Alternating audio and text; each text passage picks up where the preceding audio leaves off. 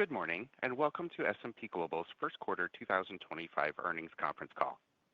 I'd like to inform you that this call is being recorded for broadcast. All participants will be in a listen-only mode. We will open the conference to questions and answers after the presentation, and instructions will follow at that time.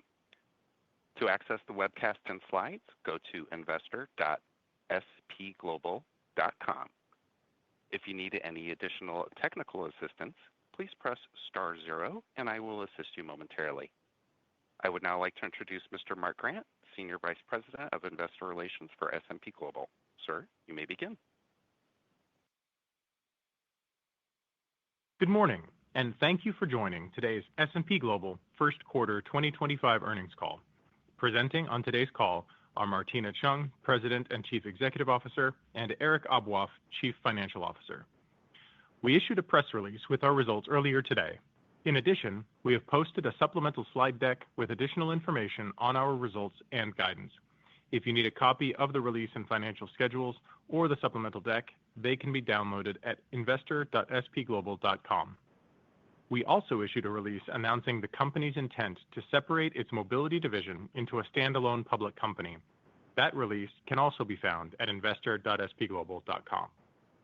The matters discussed in today's conference call may contain forward-looking statements within the meaning of the Private Securities Litigation Reform Act of 1995, including projections, estimates, and descriptions of future events.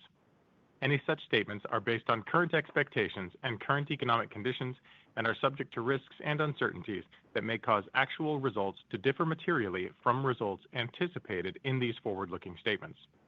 Additional information concerning these risks and uncertainties can be found in our Forms 10-K and 10-Q filed with the U.S. Securities and Exchange Commission. In today's earnings release and during the conference call, we're providing non-GAAP adjusted financial information. This information is provided to enable investors to make meaningful comparisons of the company's operating performance between periods and to view the company's business from the same perspective as management. The earnings release contains financial measures calculated in accordance with GAAP that correspond to the non-GAAP measures we're providing, and the press release and the supplemental deck contain reconciliations of such GAAP and non-GAAP measures. The financial metrics we'll be discussing today refer to non-GAAP adjusted metrics unless explicitly noted otherwise. I would also like to call your attention to certain European regulations. Any investor who has or expects to obtain ownership of 5% or more of S&P Global should contact Investor Relations to better understand the potential impact of this legislation on the investor and the company. We are aware that we have some media representatives with us on the call. However, this call is intended for investors, and we would ask that questions from the media be directed to our media relations team, whose contact information can be found in the press release. At this time, I would like to turn the call over to Martina Cheung. Martina? Thank you, Mark. S&P Global had a solid first quarter with strong growth in all 5 of our divisions. Total revenue increased 8% year over year, and revenue from our subscription products increased 7%. We continue to demonstrate disciplined execution, driving year-over-year margin expansion of 240 basis points on a trailing 12-month basis and 9% growth in adjusted diluted EPS. We also continued our strong track record of capital allocation, returning over $900 million to shareholders in the first quarter through dividends and repurchases. In addition to our strong financial results, we are acting decisively in our portfolio optimization efforts. As you saw us announce earlier this month, we have signed a definitive agreement to divest the Ostra joint venture to KKR, which we expect to close in the second half of this year. As we'll discuss in more detail shortly, we have also announced the intent to separate the mobility division of S&P Global into a standalone public company. We expect this separation to be tax-free and to be completed in 12 to 18 months. We continue to innovate not just in our products themselves, but in how we bring those products to market and how we engage with our customers. We're encouraged by the early indications from our Chief Client Office, as well as the continued momentum of new products and services introduced in the first quarter. Lastly, we plan to host an Investor Day in November. By November, we expect to have made significant progress on the planned separation of mobility, and we look forward to providing a refreshed view of the multi-year strategy for S&P Global at that time. Now turning to what we're seeing in the markets and starting with billed issuance.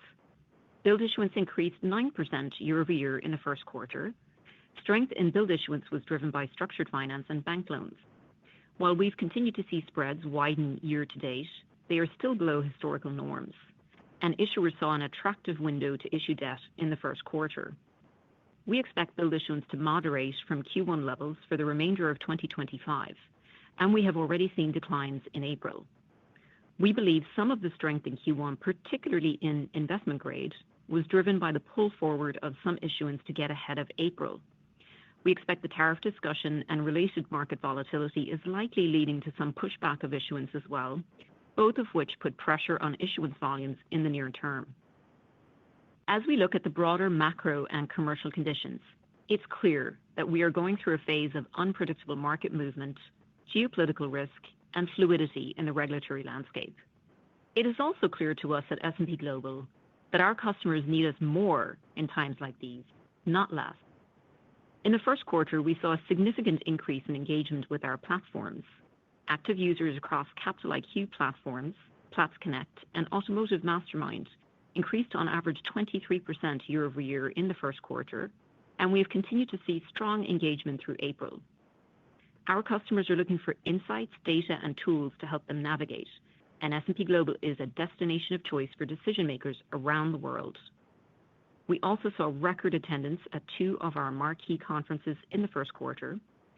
CERAWeek, widely considered the world's preeminent energy conference, had over 10,000 attendees, including government officials and 1,600 C-suite executives and board directors. For over 40 years, the energy industry has gathered at CERAWeek to confront some of the biggest challenges facing the world.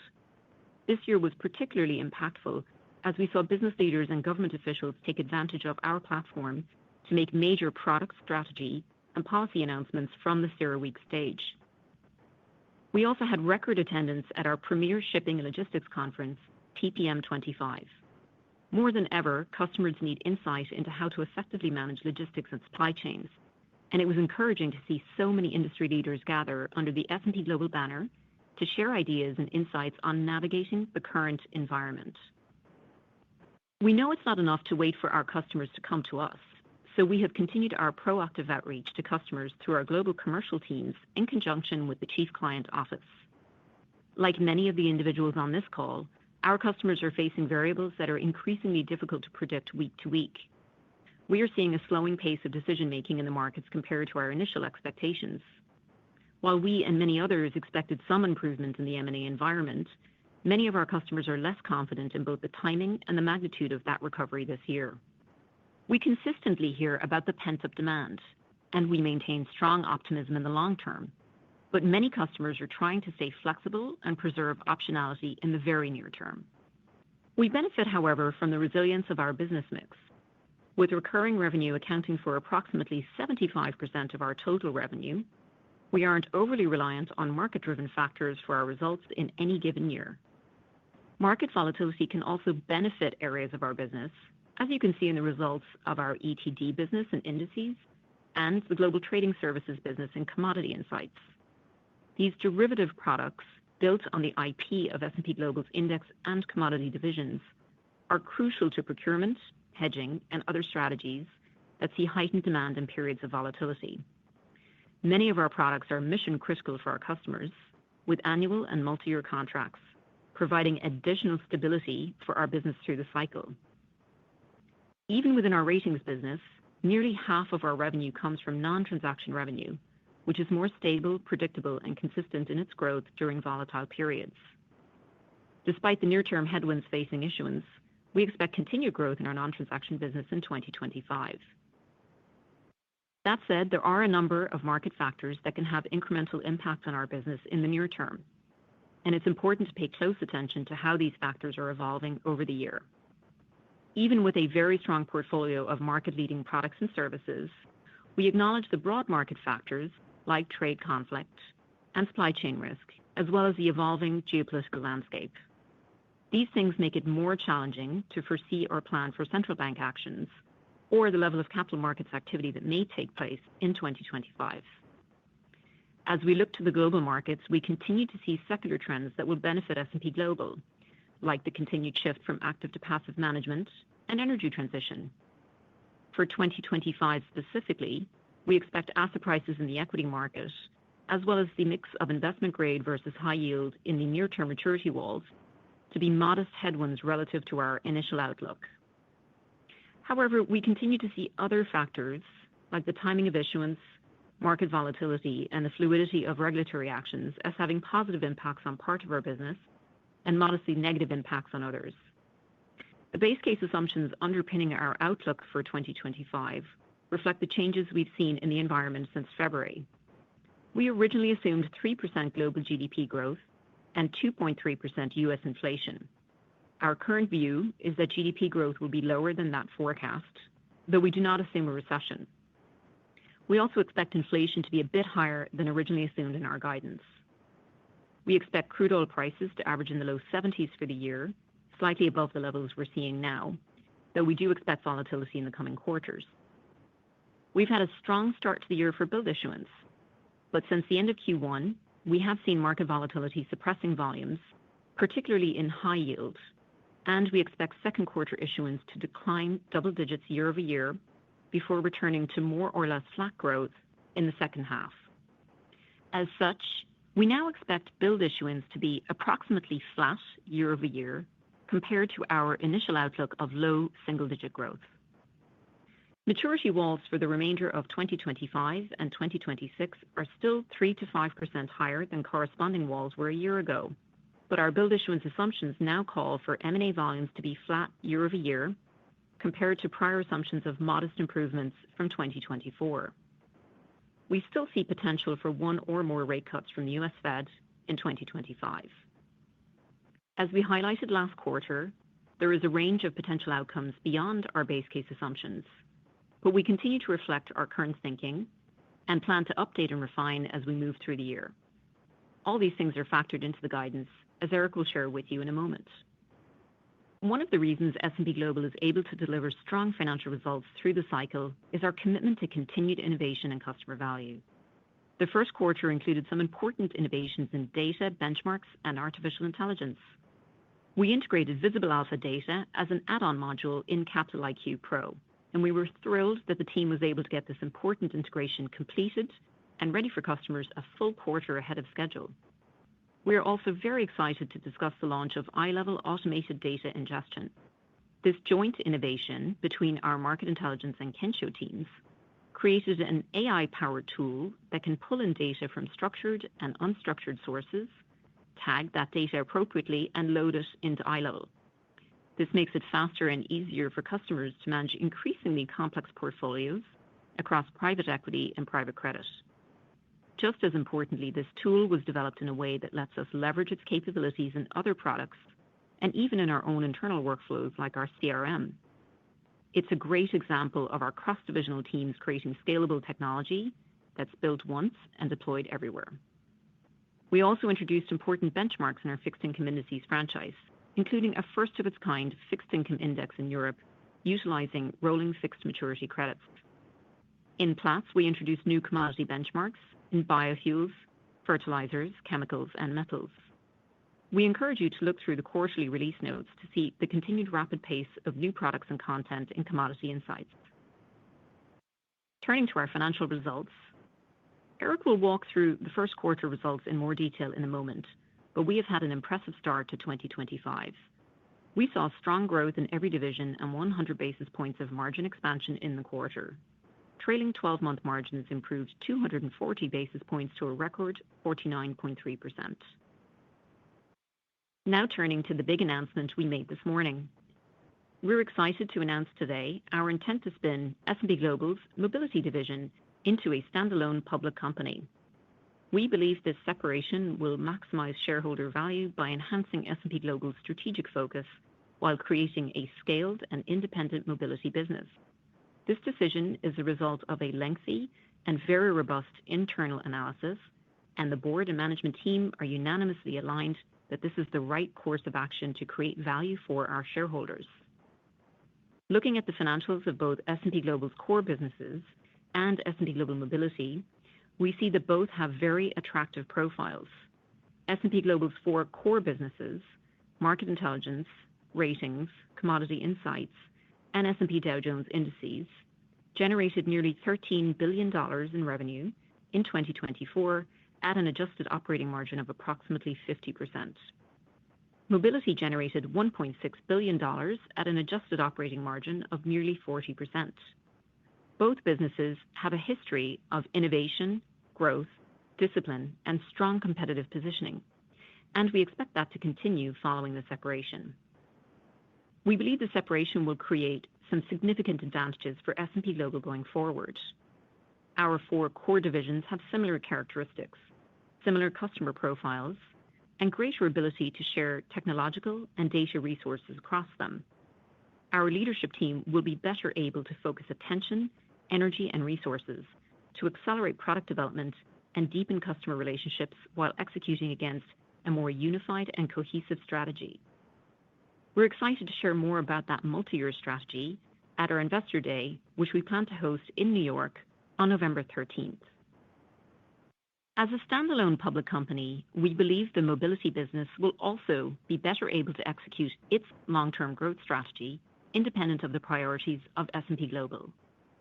Mobility will be a well-capitalized company with strong, well-known brands like Carfax, Automotive Mastermind, MarketScan, and Polk. As our analysts and shareholders know, Mobility has incredible data and technology assets, creating significant customer value for dealerships, automotive OEMs, and parts suppliers, as well as finance and insurance companies. We've seen significant growth in the users of Carfax Car Care, now serving over 46 million consumers, leveraging more than 35 billion vehicle history records.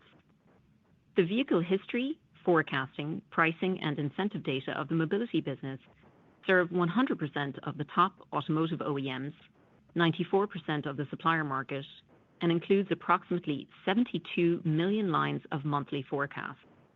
This data and technology is deeply entrenched in the workflows of mobility customers, creating a very strong competitive moat and positioning the business well for profitable long-term growth. We are particularly encouraged by the resilience this business has demonstrated through the cycle. We acknowledge the additional attention to the automotive space during these times of trade conflict and supply chain disruption, but we remain very confident in the long-term growth of the mobility business. The secular trends around EV transition, autonomous and software-defined vehicles, shifts in the sales motion of new vehicles, and continued growth in the used car market all have the potential to increase the demand and addressable market of this business. With more than 70% of mobility revenue tied to the used car market and more than 80% of revenue coming from subscription products, we remain confident that despite some of the end market challenges among automotive manufacturers, the mobility business is largely insulated from direct impact.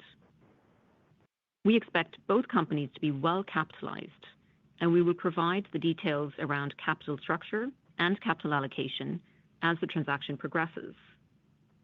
We expect the transaction to qualify as tax-free to shareholders for U.S. federal tax purposes. We anticipate the process taking between 12 and 18 months and will be subject to market conditions and the satisfaction of customary regulatory approvals. We are committed to keeping investors up to date as we move through this process, and investors can expect a number of milestones over the next 12 to 18 months. With that, I'll turn the call over to Eric Aboaf, our new CFO, to review the financial results. Eric, welcome to the call. Over to you. Thank you, Martina, and good morning, everyone. I'm delighted to be joining for my very first earnings call here at S&P Global, and especially pleased to be able to talk through such strong results this quarter. Starting with slide 18, you'll see on the left panel that we delivered a very strong start to 2025, with solid growth in every division and 9% organic constant currency revenue growth for the company. Revenue growth of 8% and expense growth of 6% allowed us to deliver 100 basis points of margin expansion year over year and 9% in adjusted diluted EPS growth.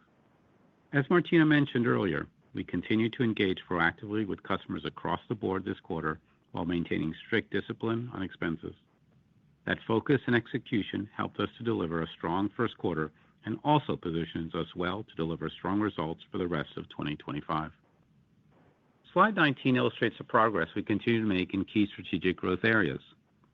Sustainability and energy transition revenue grew 20% to $93 million in the quarter, driven by strong demand for commodity insights energy transition products and data and insights from market intelligence. We continue to see very strong demand for our sustainability offerings in all divisions and saw a number of competitive wins in the quarter, especially around our physical risk solutions. Moving to private markets, revenue increased by 21% year over year to $140 million. Growth was driven by debt and bank loan ratings, as well as continued strength in eye-level and other private market solutions within market intelligence. Private credit continues to be a significant driver of growth for us, and we continue to see strong demand for an S&P Global rating on debt, whether it is issued in the public or the private markets. We are also nearing the finish line on our revenue synergies. We exited the first quarter with run rate revenue synergies of $311 million and remain ahead of pace to achieve our target of $350 million by 2026. Finally, we are pleased that we continue to deliver a vitality index at or above our 10% target. In the first quarter, we saw contributions from new and enhanced products in every division and are pleased to see the financial impact of the product investments we've made in recent years. Turning to our divisions, market intelligence revenue increased 5% in the first quarter, with the net impact of acquisitions and divestitures creating a roughly 30 basis point headwind to growth. Revenue from our data analytics and insights products accelerated on both a reported and an organic basis in the first quarter to 7% and 4% year over year, respectively. First quarter revenue in the business line includes a net contribution from Visible Alpha, less the lost revenue from the Prime One divestiture. Enterprise Solutions benefited from an increase in issuance volumes in the debt and equity capital markets, as well as strong growth in subscription products. Reported revenue growth of 1% includes the impact of $21 million in Fincentric revenue in the year-ago period. Excluding that impact, organic growth was 8% year over year.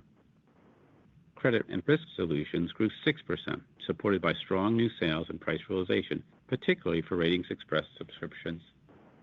Consistent with the commentary we made during our last call, margins were below the full-year guidance range in the first quarter, but actually came in slightly better than we initially expected based on some tight expense controls we put in place at the start of the year. Margins of 32.8% improved slightly year over year. We expect some modest improvement in the quarterly revenue growth rates in 2025 as we progress through the year.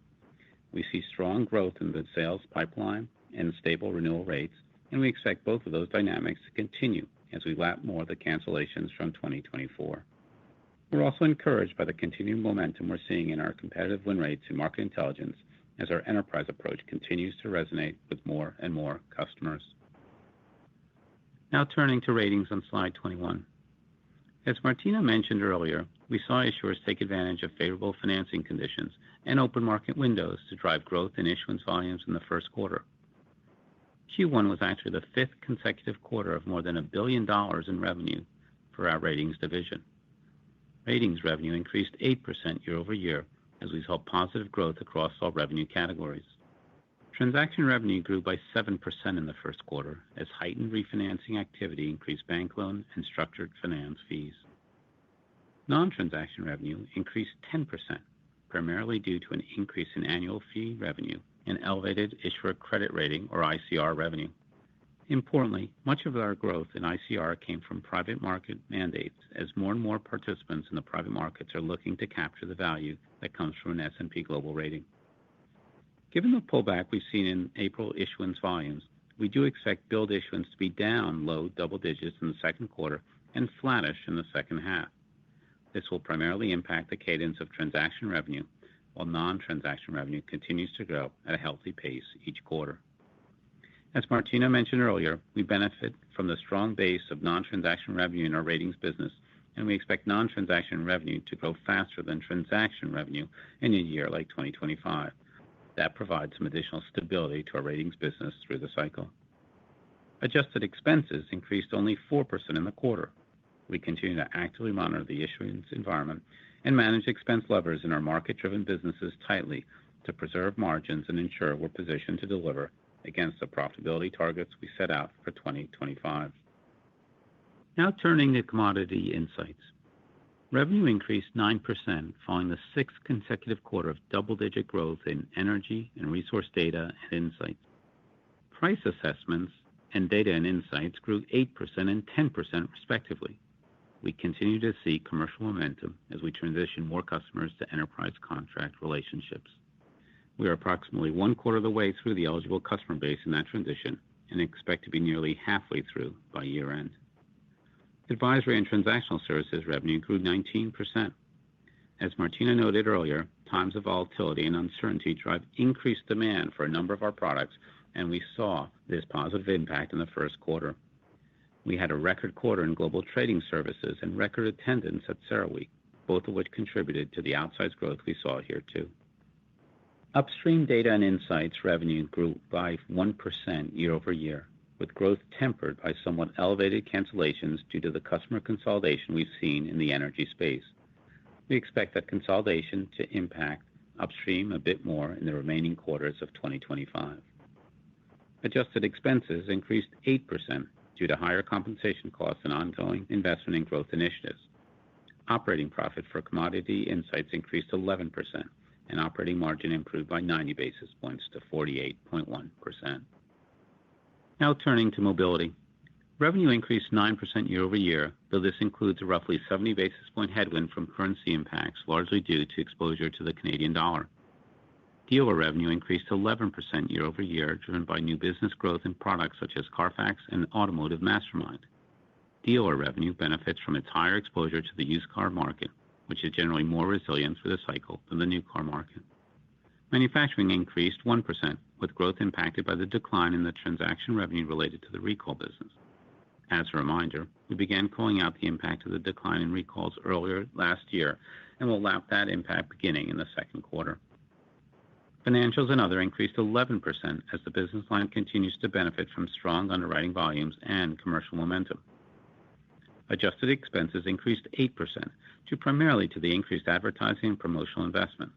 That investment has helped drive significant growth in Carfax Car Care, which now has approximately 46 million users, a nearly 65% increase since our Investor Day in 2022. Margins for the segment improved 40 basis points year over year to 38.5%. Now turning to S&P Dow Jones Indices. Revenue increased 15%, primarily due to strong growth in asset-linked fees, which benefited from higher AUM and continued strength in exchange-traded derivative revenue. Revenue associated with asset-linked fees was up a strong 18% in the first quarter. This was driven by higher ETF and mutual fund AUMs, benefiting from both market appreciation and net inflows. As a reminder, there is a slight delay in revenue recognition in our asset-linked fees, which allows us to continue benefiting from higher equity valuations we saw during the fourth quarter of last year. We do expect growth in asset-linked fees to moderate in Q2 and beyond, given the declines we've seen in market valuations since we gave our initial guidance. Exchange-traded derivatives revenue grew 11%, primarily driven by the strong volumes in SPX products and price realization. Data and custom subscriptions increased 7% year over year, driven by new business growth in end-of-day contracts, which saw mid-teens growth in the quarter. Revenue from custom subscriptions, however, somewhat offset the very strong growth in end-of-day contracts. Adjusted expenses increased 15% year over year, primarily due to increased investments in strategic growth initiatives, as well as an increase in compensation expense. Indices operating profit increased 15%, and operating margin remained unchanged year over year at a very strong 72.9%. Now turning to guidance. Given our new debt issuance expectations and the current equity market levels, Slide 25 outlines our enterprise guidance on a GAAP and adjusted basis. We are now expecting total revenue growth in the range of 4 to 6%, with adjusted margins in the range of 48.5 to 49.5%. We remain confident in our ability to deliver solid revenue growth, strong margins, and growth in adjusted EPS this year. As I'll discuss on the next slide, we do expect slightly lower growth in ratings and indices, our two market-driven and highest margin businesses, but we plan to manage expenses so that we can preserve margin guidance in all 5 divisions this year. However, due to the planned closing of the Ostra sale later this year, we will see slightly lower operating income with no corresponding revenue impact, which will directly impact margins for the year. The Ostra impact and the mix shift in revenue are the primary drivers for the change to our enterprise margin guidance. We expect to use the proceeds from Ostra for additional share repurchases, which will offset much of the EPS impact. and our discipline on both expenses and strong capital returns allows us to keep the high end of our EPS guidance intact. Given the market volatility and variability in our market-driven businesses, we think it's prudent to widen the range a bit and now expect adjusted diluted EPS in the range of $16.75 to $17.25. Moving to our division outlook, our revenue guidance for Market Intelligence is unchanged. For Ratings, based on the current expectation for flattish billed issuance this year, we expect revenue growth to be flat to up 4%, slightly lower, but also slightly broader range compared to our previous guidance. Revenue guidance for Commodity Insights and Mobility are also unchanged. For Indices, we've obviously seen the market pullback, particularly in U.S. equities, since we gave our initial guidance. Given that pullback, we now expect revenue growth in the range of 5 to 7%. This guidance assumes the S&P 500 is flat from April 15th through the end of the year, modest growth in ETD volumes, and subscription growth similar to what we saw in the first quarter. On the next slide, we are reiterating the margin outlook for all 5 of our divisions. While we do expect somewhat lower revenue in Ratings and Indices, we expect to offset that impact with expense discipline and modest adjustments to incentive compensation. We have multiple levers that we can pull as needed this year, and we've proactively identified and prioritized those. We want to make sure we are prudent and don't pull them too early or too aggressively, though, and preserve our ability to invest in the important revenue growth opportunities we see over the next few years. With that, I'll turn the call back over to Mark for your questions. Thank you, Eric. For those on the line, if you would like to ask a question, please press star 1 and record your name. To cancel or withdraw your question, simply press star 2. Participants will be limited to 1 question in order to allow time for others during today's Q&A session. Operator, we will now take the first question. Thank you. Our first question comes from Ms. Toni Kaplan of Morgan Stanley. Your line is open. Thanks so much. Congratulations on the mobility announcement. I was hoping you could just give some color on timing, so why now, and then maybe the implications for RemainCo. Are there any data sets that you'll continue to try to license from the spun entity once that happens? And then I know it's early, but any initial thoughts on dyssynergies? Thanks. Hi, Tony. It's Martina. Thanks for the question. Well, as I mentioned during the prepared remarks, this is something that we have been thinking about very deeply for some time. We've done an incredibly deep and rigorous assessment, including multiple rounds of dialogue around this with our board of directors and consulting with external advisors on this also. So we've come to the conclusion that this is the best path to long-term shareholder value, and that the tax-free spin here is the right path forward for us. I would say we certainly would have more details with respect to data sets that we would license. At this point, we're very much in the mode of business as usual and continuing to focus while the process is running in the background. And Tony, it's Eric. We've obviously done an initial look at the financials. As you can expect, the carve-out process has begun and is fairly intense. High-level view of dyssynergies, stranded costs, and so forth suggests that they're relatively immaterial to our overall financials. But those are the kinds of topics we'll update you on as we move along later this summer, this fall, and into next spring. Thanks, Tony. The next question will come from Faiza Alwy of Deutsche Bank. Your line is open. Yes, hi. Thank you so much. I wanted to ask about Market Intelligence and your confidence in the ability to accelerate revenue as we go through the year. Maybe you can comment on, what you're hearing from your customers, how, bookings have trended, and any other color around the end markets. Thank you. Hi, Faiza. Thanks for the question. We have had a very good start to the year with Market Intelligence and been quite encouraged with several of the core metrics there, including some of the ones that Eric mentioned. We've seen stable retention rates, good sales pipelines, and ACV faster than revenue, which, of course, is a great indicator for the strength of the business going forward. Remember that Eric also mentioned we will be lapping 2024 early year cancels as we go throughout the year. That gives us a lot of confidence in an acceleration, as we had indicated in our last call, for a stronger second half compared to first half of the year. So good indications there. From a customer standpoint, we have made several, I would say, improvements to how the sales teams are aligned to customers, particularly from an account management standpoint. That has really helped the teams to have more direct connections and engagement with the customers. And we've been hearing very positive feedback on that realignment. Also hearing very positive feedback on joint go-to-market between the market intelligence sales teams and our chief commercial office. And we're starting to see some great deals there. So we, for example, closed a large counterparty manager deal with a large investment bank. In the quarter, we also closed a large primary markets issue book deal with a commercial bank in the first quarter. So all in good momentum, good first quarter, and we'll continue moving ahead. Thanks for the question. The next question will come from Surinder Thind of Jefferies. Your line is open. Thank you. Eric, could you maybe talk about the levers as you guys talk about managing expenses and where some of the puts and takes might be in the range of expectations? Sure. The levers here are, as you'd expect, and then the ones that we've actually, I think, pulled and addressed over the last couple of years during the ups and downs of the environment, but also the same ones that you'd expect at any well-run company.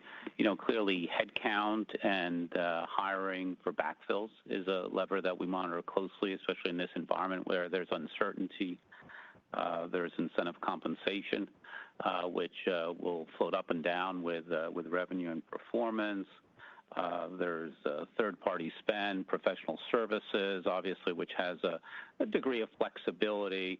And then finally, there's investments, though I think those are the ones that we typically want to protect, except in very extreme circumstances. So, part of what I've done as I've settled in over the last 2 months is literally spend time division by division, circling those, making sure we're ready, selectively making some tactical adjustments. But those are the areas where we're vigilant. We'll continue to stay vigilant and disciplined during this environment. Thanks, Surinder.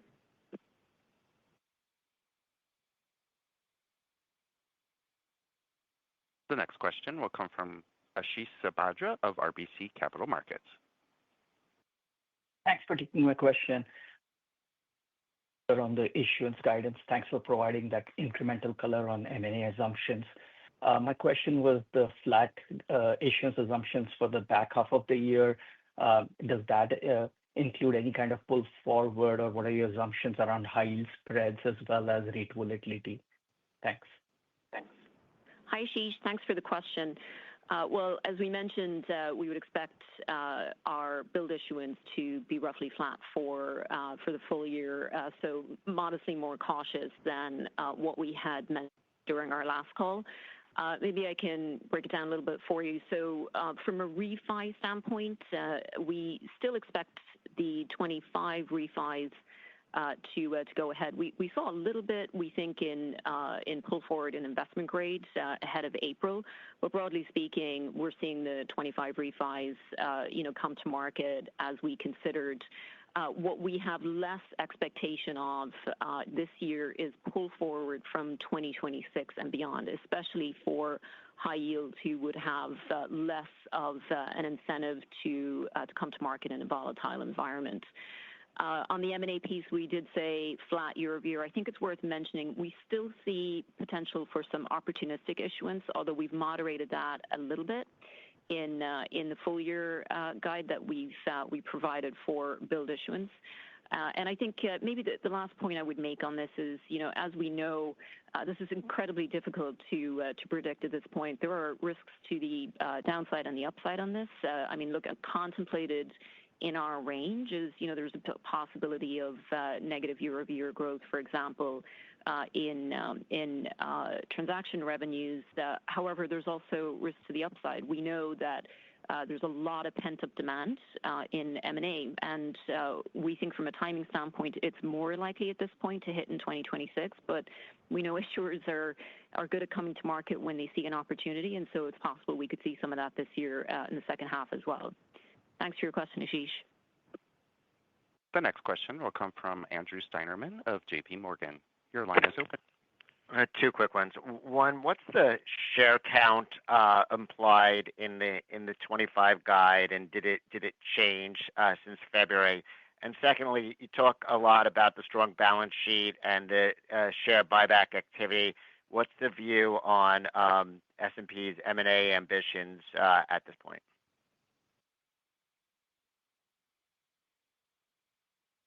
Andrew, let me take the first part of that question. I think for share count, you should just start with the share count as it's disclosed.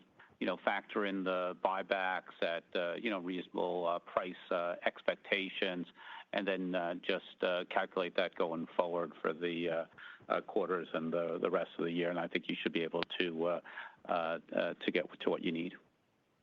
Great. Hi, Andrew. Regarding your question on M&A ambitions going forward, I'd reiterate a point that I made on the last call, which is we certainly have no intention of any type of transformative M&A as we go forward.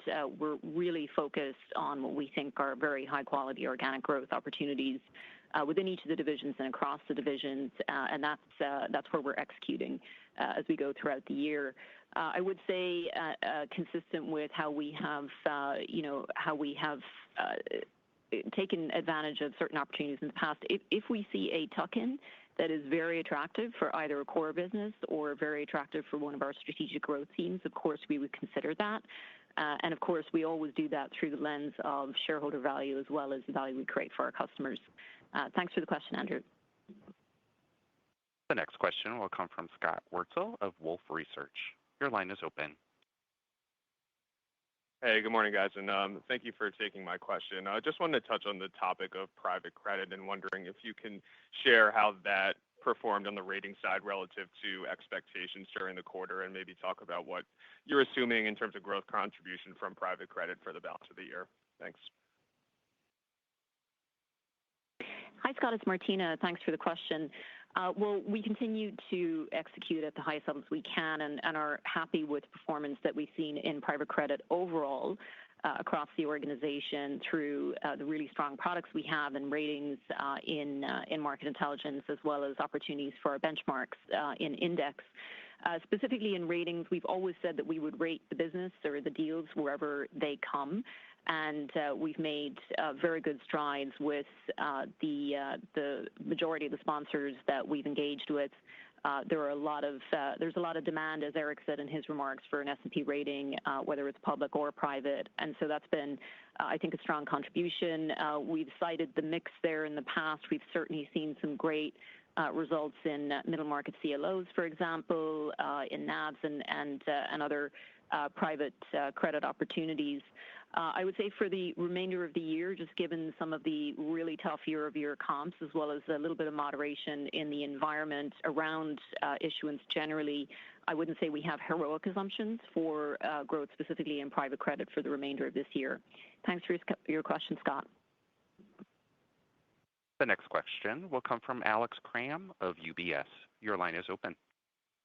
Yes. Hey, good morning, everyone. I'm going to have another boring cost question, but it is Eric's first call, so I think it's okay. But, it sounds like you mentioned that all the work on the cost base so far has been more as a, do we need to pull any sort of levers to show margin expansion, et cetera, if the environment is a little bit tougher.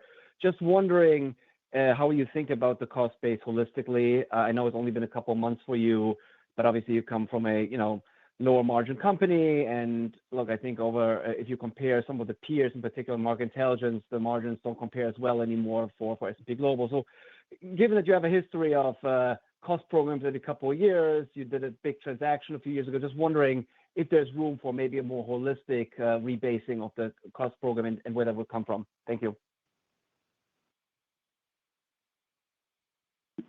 Alex, it's Eric. Thank you for the question. As you say, in every company, and this one included, there's typically, I've seen it here already, a recent history, over the last few years, but certainly embedded in our budgets for this year and our guidance for this year to do more than just, ration, headcount up or down. That's not what we're focused on. That we do for, to make tactical adjustments during the year. I think what I've started to appreciate is that there's a range of initiatives that we've launched over the last year across our various businesses. Some of those, as you know, for example, in MI, we've been removing silos, simplifying operations, consolidating areas of activities. In other areas like commodities insights, we've had a real push on using Gen AI for productivity and some of the analytical and research functions. So there's some systemic efforts underway that I think are part of what will help us deliver our expectations and guidance for this year. To the question of is there more? Well, there's always more to do, and that's the kind of work that we start planning on now for next year, and we'll start planning on next year for the year after, because it's a muscle that's, I think, developed here, but we can continue to refine it, and that's what management team will do together. Thanks, Alex. The next question will come from Manav Patnaik of Barclays. Your line is open. Good morning. Martina, I just wanted to confirm, it sounds like from everything you're saying, you're not yet seeing any major changes in your customer behavior. So I was just hoping you could just help elaborate on that, maybe focusing more on the MI and subscription businesses, really. Yeah, thanks, Manav, and that is true when it comes to the subscription businesses. Clearly, in this kind of environment, we've signaled that we see some behavioral changes in ratings, for example, as I mentioned, with some issuers on the sidelines. So we certainly see that downside in the market-sensitive areas like ratings and a little bit in index as well. I would say that we're paying really close attention to the subscription businesses and looking very closely at this, obviously, by sector. The fact that, we have, for the most part, multi-year deals really serves as a ballast in times like this. But of course, we have to be very strongly engaged with our customers to get a sense for when there may be more pressures. One of the other things that we've been extremely disciplined about since last year is making sure that we're positioned increasingly to benefit from vendor consolidation opportunities. And we have heard in a couple of recent discussions with large clients that they may be accelerating vendor consolidation. And of course, we're prioritized there through the work that we've been doing as well with the Chief Client Office. And so those are some examples. I would also say that, there are upside opportunities. We have, as you know, some of the strongest supply chain data around, multiple sectors, regions. We also, just simply by virtue of what we do, our data is being used by our clients even more. We saw that in the very significant uptick year over year in platform usage, for example, across MI and CI, as well as mobility in the first quarter. So overall, we're watching very closely. We don't see massive changes in behavior. We're certainly not hearing that from our customers, and engaging very, very strongly to make sure we're positioned for growth opportunities as they arise. Thanks, Manav. The next question will come from George Tong of Goldman Sachs. Your line is open. Hi, thanks. Good morning. You mentioned you're not seeing any major changes in customer behaviors. Can you talk a little bit more about what you're seeing with pipeline performance and sales cycles? Yeah. Hi, George. It's Martina. We are right now seeing our sales pipelines as expected. And that is one of the things that gives us very good confidence as we think about our subscription businesses throughout the rest of the year.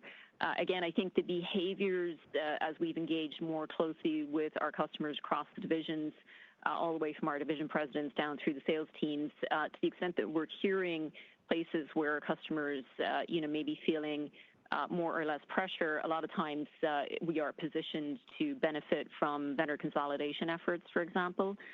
Definitely something that we're paying very close attention to. And I think what comes in line with this, and I'd mentioned it in particular, for example, for MI, but also the other divisions, is that we're seeing quite stable renewal performance, particularly in market intelligence, where that is something that we had highlighted as a core objective for this year. And between that and the fact that we'll be lapping some cancels for early 24, we see that as good indicators for a strong second half in MI in particular. Thanks for the question, George. The next question will come from Andrew Nicholas of William Blair. Your line is open. Hi, good morning. This is Tom Rush on for Andrew Nicholas. Thanks for taking my question. I was wondering if you could touch on the commodity insights end markets and kind of what you're seeing there. And then also, are you expecting any pressure from tariffs or just trade war in general within that segment on the end markets? Thank you. Hi, Thomas. It's Martina. Thank you for the question. I think we've seen really strong growth in commodity insights so far this year.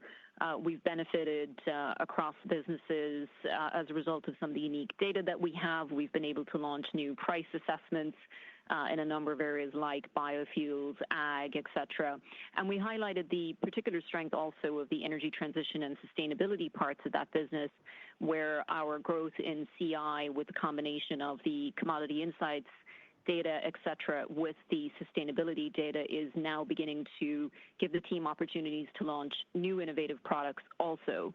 One example there is we recently launched a product that integrates our climate risk analytics onto our ag data so that our users can actually understand the impact of extreme weather events on crops, for example. So really unique and differentiated insights, not only in the products that we offer today, but also in what we're rolling out as we go forward. So strong performance there, strong engagement with our clients. Clearly, Eric mentioned that there's a little bit of consolidation in upstream. That's something that we've contemplated as part of the full year guidance that we're giving. And then I think pressures from tariffs, if I were to take a little bit of a step back on this, I think generally speaking, we certainly would be watching very closely, working closely with our customers. These are the types of areas where our customers will actually use the data more. We saw really strong uptick, for example, in usage of Platts Connect in Q1. And obviously, we see that upside as well through the GTS revenues, which had very strong results in the first quarter. So we're largely insulated, I would say, Thomas, specifically from the direct impacts of the tariffs. But clearly, we're very strongly engaged with our customers to make sure that we don't see anything else that we would need to address going forward. Thanks for the question. The next question will come from Craig Huber of Huber Research Partners. Please go ahead, sir. Thank you. Just want to get back, if I could, on the mobility question and the whole why now and stuff. I mean, obviously, in the past, you guys have talked about it being a core part of operations. It's done really well underneath S&P. I'm just wondering, again, just if you could just elaborate a little bit further, what's changed here, why you want to spin it off now and stuff? I mean, in the past, you said it was core. Now it's not core. I'm just trying to understand better. Obviously, your stock is moved right in line with the S&P 500 here over the last 24 months. I mean, a lot of stocks would love to have that sort of performance. I mean, just what's changed? Just a little bit more there. Thank you.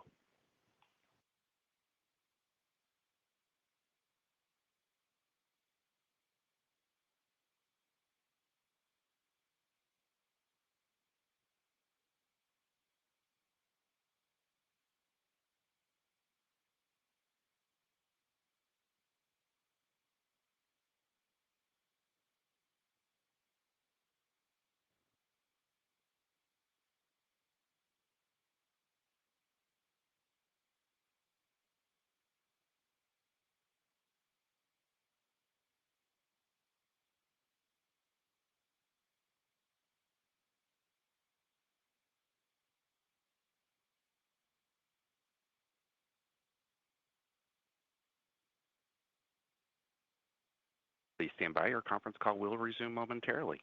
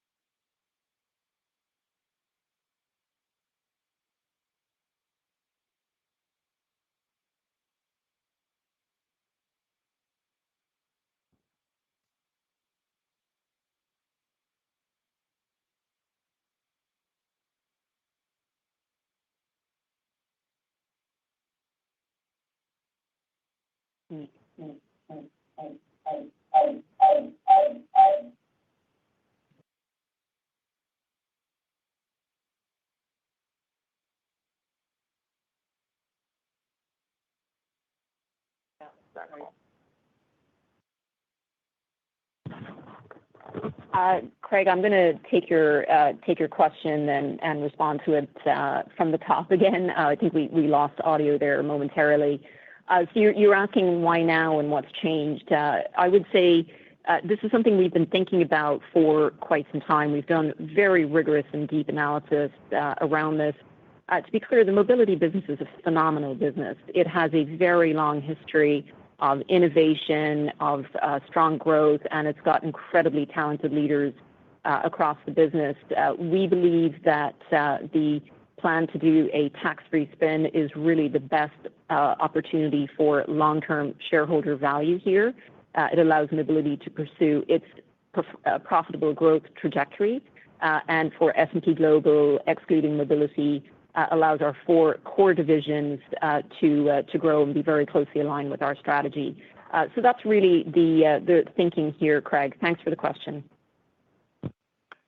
The next question will come from Owen Lau of Oppenheimer. Your line is open. Hi, good morning. Thank you for taking my questions. I actually have two quick questions here. The first one is, could you please talk about how do you bridge the flat build business to 0 to 4% ratings revenue growth? Is it mainly driven by pricing, or there's another, like some mix shift going on that we should be aware of? And then the second part is about the sale of Astra. Could you please talk about how do you plan to use the proceeds, and if there's additional buyback, have you baked that into your guidance? Thanks. Hi, Owen. Thanks for the question. I'll take the first one and then hand over to Eric. So the revenue guidance at 0 to 4% for ratings, obviously we've widened the range there, and that really contemplates the possible variety of ways in which build issuance could shape up. So we wanted to be prudent in how we were guiding for the full year around revenues. To be clear, the path back to the 0 to 4% is informed by our expectations for the rest of the year in the non-transaction side, which we expect to grow around the mid-single digit range. And then there are a variety of potential scenarios on the build issuance side with risk to both the upside and the downside, as I had mentioned earlier in the call. So that's the path back to that wider range of 0 to 4%. And Owen, just to follow up on Astra, we're very pleased to have announced the sale. It'll bring in proceeds of about $1.4 billion on an after-tax net basis, and we expect to close sometime this fall, and expect to use those proceeds for additional buybacks in the latter part of the year, and it is included in our overall guidance. Thanks, Owen. The next question will come from Jeff Silber of BMO Capital Markets. Your line is open. Thank you so much. Had a question on your guidance, specifically looking at the free cash flow. I realize you reduced guidance slightly for revenue growth and operating profit margin, but it looks like the reduction in guidance for free cash flow is in excess of that, despite the fact that you're also expecting about $10 million less in CapEx. Is there something going on in the free cash flow line that's different from 3 months ago that we should be aware of? Thanks. Hi, Jeff. It's Eric. There are just some puts and takes in there, in particular some timing on taxes, working capital, and so forth that are just realigning that a little bit. Obviously, if those change, those tend to change now and then, and we just thought it'd be appropriate to update given the headlights we now have. Thanks, Jeff. The next question will come from Shlomo Rosenbaum of Stifel Nicolaus. Your line is open. Hi. Thank you for taking my question. Martina, maybe you could give us a little bit of inside baseball on how you kind of set the guidance. It seems like the changes are in ratings and indices, which are already seeing some impact from the environment, but the other ones you're leaving it the same. Is leaving it the same just because you have not seen an impact yet, or is leaving the guidance in the other divisions because you are looking at the range of outcomes and they kind of net back to neutral? I'm just trying to, understand your thinking over there. Hi, Shlomo. Thanks for the question. I would say we spent quite a lot of time bottom up with all of the divisions, understanding what we're seeing in key metrics, whether it's renewals, retention, cancels, new sales pipelines, et cetera, and really being quite rigorous in thinking about any potential impacts. And this is contemplated essentially in the full year, including in the changes to ratings and maintaining the other divisions. But we don't net out at the aggregate level. We go bottom up division by division to get to the answer. So if you have, hopefully that helps. Thanks so much for the question. The next question will come from Russell Quelch of Redbird Atlantic. Your line is open. Hi, good morning. Appreciate the impact the lower equity markets have on indices revenue outlook, but I wanted to pick up on the 9% growth in data and custom subscription revenues in Q1 within the index business. That looks like the highest print you've ever reported in that line in terms of growth. So are you managing to drive competitive displacement in benchmark index subscriptions? If so, maybe what areas? Or is that more pricing? And maybe could that help offset some of the pressure on asset-linked fees as we look out for the rest of the year? Russell, it's Eric. We're quite pleased with the performance of indices this quarter in aggregate and across its various product lines. Part of what boosted the data and custom subscriptions line was end-of-day data, which is quite rich in terms of what we provide and quite valuable for our clients, and saw some real uptick there. It was marginally offset by some custom data feeds that came in a little lower. But overall, we're pleased with the performance. Thanks, Russell. The next question will come from Jason Haas of Wells Fargo. Your line is open. Hey, good morning, and thanks for taking my question. I'm curious if you could talk about the sensitivity of the mobility business to auto tariffs. Have you seen any impact from that so far? Are the conversations with your customers changing at all? How do you expect that to trend going forward? Thank you. Hi, Jason. Thanks for the question. This is obviously something we're paying very close attention to. Maybe just to give some color around, firstly, what we think is happening and likely to happen in the automotive sector. So we certainly see pressures in reduced imports, potential for lower actual manufacturing in some cases for a variety of different reasons, including imported components, et cetera. And so that could put downward pressure on existing inventories, upward pressure on prices. And so we would expect, and we are anticipating that there could be some budget pressures, for example, in dialogue with our OEM manufacturing clients. However, recall that this is largely on a subscription basis, and there we are reasonably insulated from those impacts. But we're also very much engaged with helping our manufacturer clients to actually navigate this journey. The other point that I would make is the business overall is about 70% used car related.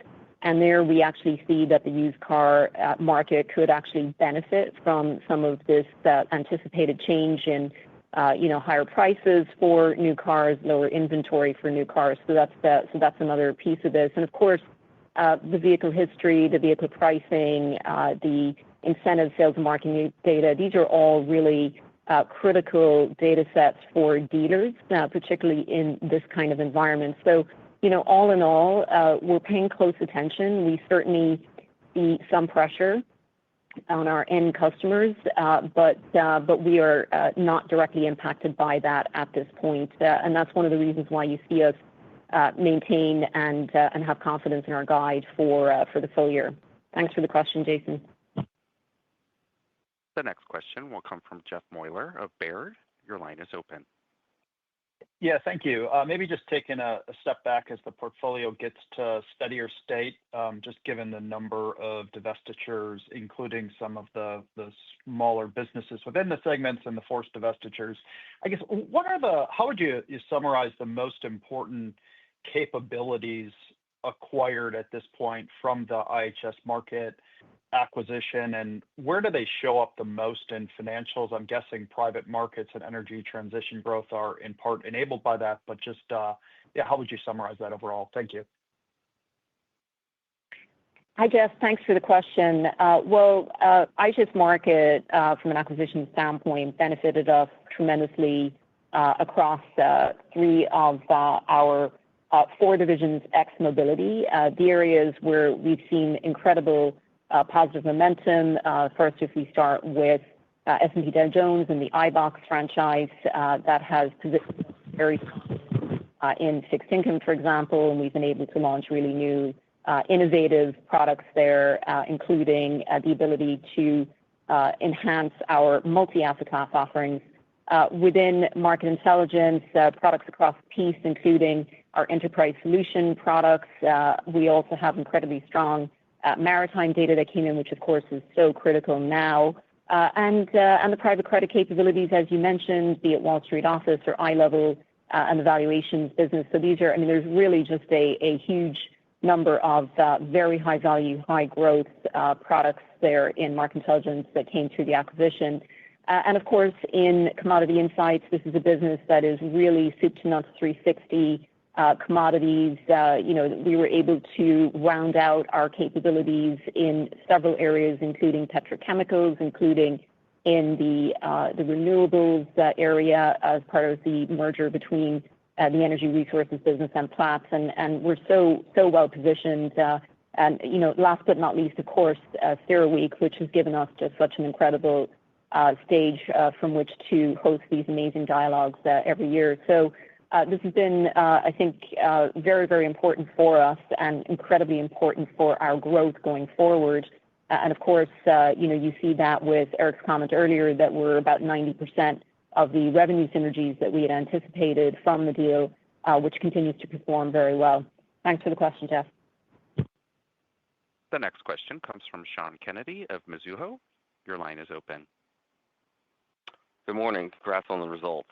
So I was wondering how a sustained period of lower oil and other energy prices might affect Commodity Insights growth and how it may be different versus the last period of lower energy prices in 2020. Thank you. Hi, Sean. It's Martina here. What I would say is our business doesn't move directly in line with the price of commodities. So we charge a license or subscription for the use of the price assessments, whether it's oil or natural gas, or any of the other, many dozens of commodity prices that we price on a daily basis. So I would say at its most extreme, to the extent that the price got so low and impacted, actual providers or resulted in bankruptcies or shutdowns. That certainly you would see maybe, some impact there.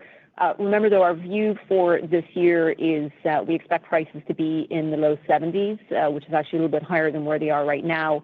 All of that is contemplated in the guide that we provided, and we don't see at this point of the year massive, downside or upside from that expected price range. Thanks, Sean. And the final question for today will come from Joshua Dennerlein of Bank of America. Your line is open. Yeah, hey everyone. Martina, you briefly touched on it, but it'd be great to hear a bigger update on the Chief Client Officer role and how those conversations are progressing with clients, and then any kind of early wins you can share on that office. Yeah, hi Josh. Well, we're progressing, I would say, very nicely with the Chief Client Office. We are across the board, including all of our division presidents, out engaging with our senior clients, senior executives at our largest strategic clients in partnership with the Chief Client Office. And I would say that it's positioned us, as I mentioned a little bit earlier in the call, really strongly certainly for opportunities around vendor consolidation.